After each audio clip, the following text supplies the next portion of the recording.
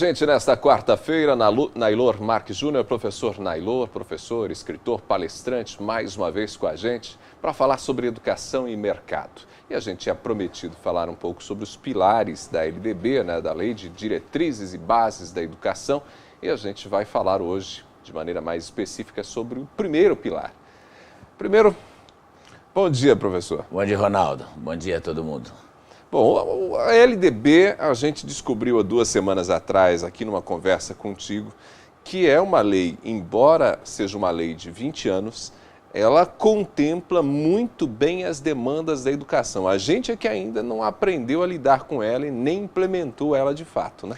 Por isso que me irrita, Ronaldo, isso é a mais pura verdade, é por isso que me irrita que as pessoas fiquem pedindo leis. O Brasil talvez seja o país que mais tenha leis no mundo. Lei não resolve nada. Essa que é a verdade, porque o Brasil é um país em que as leis precisam pegar ou não pegar. Você veja, o cara põe uma lei lá de cinto de segurança, ou sei lá o quê, o cara diz, isso aí não pega. Lei airbag necessário nos carros, obrigatório, isso aí não pega. Mas como é que não pega? Lei seca, isso não pega. Lei é lei, caramba. O ditado diz, dura lex, sed lex. A lei é dura, mas é lei. Quer dizer, é lei. É para você fazer, não é pode fazer ou deixa de fazer. E com a LDB não foi diferente. Não é? Houve um estardalhaço, mais ou menos parecido, sem invasão, sem nada, com o que houve agora com a PEC da mudança do ensino. O fato é que as pessoas não entendiam direito do que estavam falando, não compreenderam. Eu me lembro claramente, porque eu já era palestrante na época, o MEC fez uma série de palestras pelo Brasil, eu mesmo participei de vários, inclusive no finado Faxinal do Céu, de muitas, explicando para as pessoas o que significava aquilo ali, qual era o avanço da lei. Por exemplo, a transversalidade, que nós já conversamos aqui outro dia, e também os pilares. O fato é o seguinte, era muito bonito, foi um burburinho, e o que aconteceu? Na prática, nada. Né? Não aconteceu absolutamente nada. O primeiro dos 4 pilares, que você fala aqui, é a educação para o fazer, não é? Nós falamos outro dia na educação para o ser por conta do momento político. Sim, né? sim. Por conta da questão da educação para o ser, não, educação para o conviver. Por uma questão de cidadania, como a gente exercitava a cidadania. E eu acho que a educação para o fazer, ela incorre mais ou menos no mesmo equívoco, né? Que é o centro pensa que fazer é fazer com a mão, é eu ir lá fazer, quer dizer, você vai entrar, foi para a escola para aprender a trocar lâmpada, para aprender, não é verdade? Você lembra quando, eu não sei você é mais jovem do que eu, mas quando você ia para a escola, a gente ia para a escola, a gente aprendia a fazer assim, sei lá, lugar para colocar troféu, serrando madeira, para colocar na parede, na aula de artesanato, máscara com bexiga, assim, umas coisas que uma bandeja, uma coisa assim, teoricamente que servia para alguma coisa, mas que no fundo não servia para nada, porque sua mãe guardava porque era sua mãe, as mães que tinham assim um pouco mais de exercício da maternidade, o resto jogava fora, mesmo porque aquilo era feio, não servia para nada. Então, educação para fazer não é isso, não é ensinar a pessoa a fazer uma coisa. Para isso existe o ensino técnico, que é tão mal visto no Brasil e que pouca gente sabe que o Sistema S brasileiro, né, para quem não está familiarizado, Senai, Sesc, enfim, Senat, faz muito bem. Um dos melhores ensinos técnicos do mundo é do Brasil. Pouca gente sabe disso. Nosso ensino técnico está entre os 10 melhores do mundo. Olha, é uma coisa impressionante. Né? Sinal que a gente sabe fazer. O que a gente não quer é fazer. Por que o ensino técnico funciona tão bem? Porque ele é vigiado pela ponta. Pela indústria. A indústria produz aquilo que interessa para ela. Aí sim, é fazer aquilo que interessa para a indústria. Ou seja, há uma sintonia entre aquilo que a indústria pede, as expectativas do mercado e aquilo que é ensinado.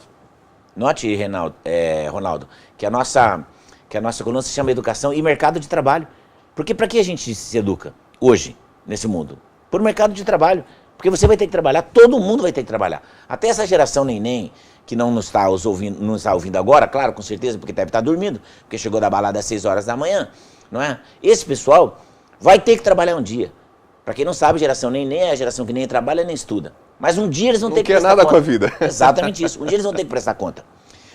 Quando Cristóvão Buarque era ministro da Educação, acho que pouca gente se lembra disso, ele foi o primeiro ministro da Educação do governo Lula, do primeiro governo Lula. Ele ficou uns 6 meses. Isso. Ele ficou uns 6 meses, mais ou menos, no poder, se tanto.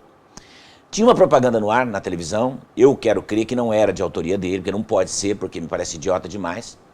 E dizia assim, a propaganda, assim que o PT entrou com toda a fome, a propaganda dizia, agora a escola brasileira só vai ensinar o que é útil. Isso era em cima da ideia de educação para o fazer.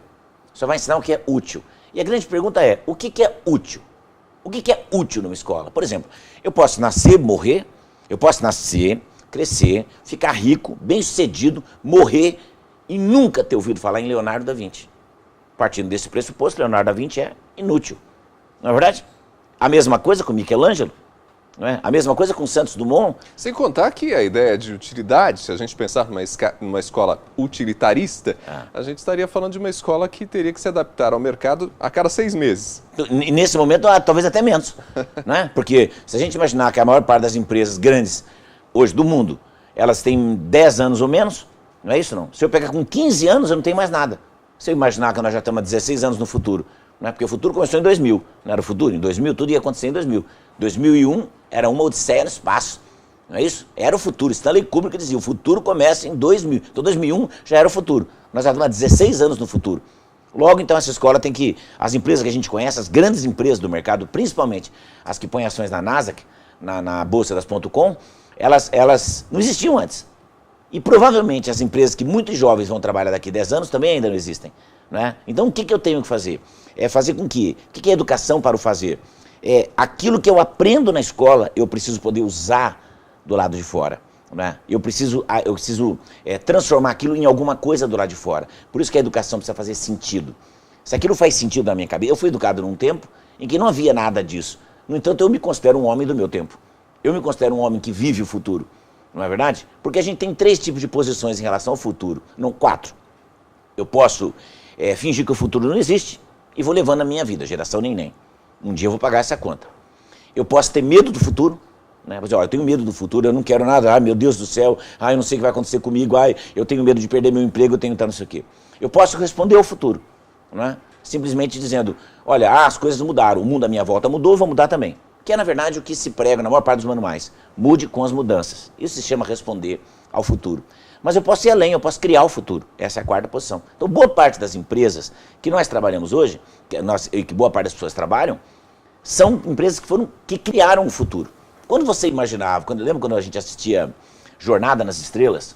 Não é? Você viu o capitão James T. Kirk apertando aqui e dizendo assim, Tenente Uhura, 3 para subir. Você falava, meu Deus, imagina um dia que você tiver um aparelhinho, e que você pode falar com a pessoa lá numa nave espacial. Pois é, todo mundo tem. Você sabe que eu fiz uma pesquisa, eu fiz por minha própria conta, que o Gene Roddenberry, que foi o criador ele propunha 16 grandes mudanças para o futuro. 16 grandes, nos anos 60, hein? A minissérie é dos anos 1960. Ele propunha 16 grandes mudanças. Das 16 grandes coisas que ele propunha para o ano de 2023, vamos lembrar, que a minissérie é 2023, só uma não está já não existe hoje com naturalidade, que é o teletransporte. Mas já tem pesquisa. Todas as outras. Inclusive o elevador com lateralidade. Não sei se vocês se lembram que na nave, eles subiam até um ponto e depois andavam para o lado. Né? Os edifícios chineses hoje, os edifícios são com lateralidade. Você sobe até um andar, depois de determinado andar você muda de torre, e aí sobe no outro andar. Quer dizer, tudo que ele propôs, telefone celular, vídeo, chamada, o que seriam para nós aqui o nosso SMS, o WhatsApp, o que seria as nossas redes sociais, tudo existe. E as comunidades vivendo no espaço. Não é? Veja, a gente tem a estação espacial há quanto tempo? Tem gente que fica na estação espacial 1 ano, né, vivendo ali. Tudo já está colocado, menos o teletransporte que já está a caminho, porque os japoneses já conseguiram fazer alguns ensaios bem-sucedidos de uma mesma partícula ocupar 2 lugares diferentes ao mesmo tempo. Então vejam que isso é educação para o fazer. É preparar os olhos dos nossos alunos para este mundo que está, e principalmente para o mundo que está por vir. Então, eu diria que hoje existe uma regra, Ronaldo, que é a regra que é usada pela NASA. A NASA tem um bordão, que é fail fast, learn fast. Erre rápido, aprenda rápido. A ideia é todo mundo errar, não tenha medo de errar, não.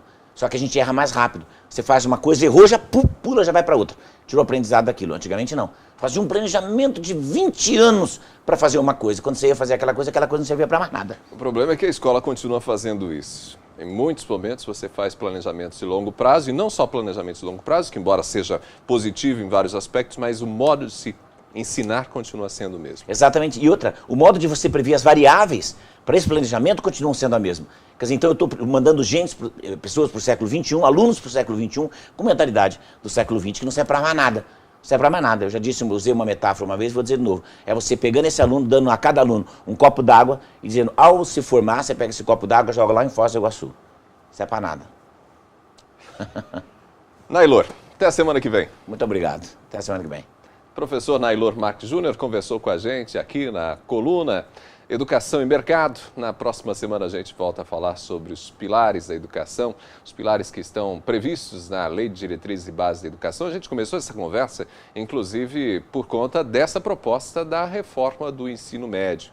Afinal, a gente está falando da reforma do ensino médio, mas muita coisa que está na lei de 20 anos atrás ainda sequer foi implementado. Se tivesse sido implementado como Educação para o Fazer, a gente teria uma outra proposta de educação e que certamente atenderia muito mais a sociedade brasileira.